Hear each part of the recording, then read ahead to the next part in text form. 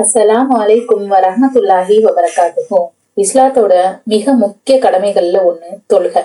அல்லாஹ்வுக்காக நிறைவேற்ற இந்த தொழுகைய நபி ஸல்லல்லாஹு அலைஹி வஸல்லம் காட்டி தந்த முறையில தொழணும். அப்பதான் அல்லாஹ்விடத்துல அந்த தொழுகை ஏத்துக்கொள்ளப்படும். என்னை எவ்வாறு தொழ கண்டீர்களோ அவ்வாறே நீங்களும் தொழுங்கள்னு நபிகள் நாயகம் ஸல்லல்லாஹு அலைஹி வஸல்லம் நமக்கு கட்டளையிட்டிருக்காங்க. முஸ்லிம்கள்ல நிறைய பேர் பல மாதிரியா தொழுகிறோம்.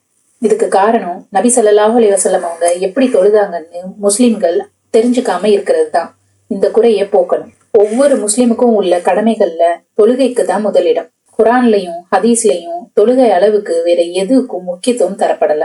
நபி அவங்க மரண நேரத்திலையும் தொழுகையை பேணுங்க, அடிமையை சரியா நடத்துங்கன்னு தான் சொன்னாங்க. மறுமை நாள்ல நரகவாசிங்க கிட்ட உங்களை நரகத்துல தள்ளியது எதுன்னு கேட்கும் போது நாங்க தொழுகையாளிகளா இருக்கலன்னு நரகவாசிங்க பதில் சொல்லுவாங்க. குரான்ல அல்லாஹ் சொல்லிக்காட்டு. தொழுகையை பாழாக்கியவர்கள் நரகத்தை சந்திப்பார்கள்னு அல்லாஹ் குரான்ல எச்சரிக்கையும் செய்யறான். இவ்வளவு முக்கியமான தொழுகைய அலட்சியமா தொழுறவங்களும் இருக்கதான் செய்யறோம். சிலர் தொழுது வந்தாலும் எப்படி தொழுதா இறைவனால ஏத்துக்கப்படுமோ அப்படி தொழுறது இல்ல. தொழுகை ஒரு முக்கியமான கடமைன்னு எந்த நபியின் மூலம் நம்ம தெரிஞ்சுக்கிட்டோமோ அந்த நபி கிட்ட இருந்துதான் எப்படி தொழணும்னு கத்துக்கணும்.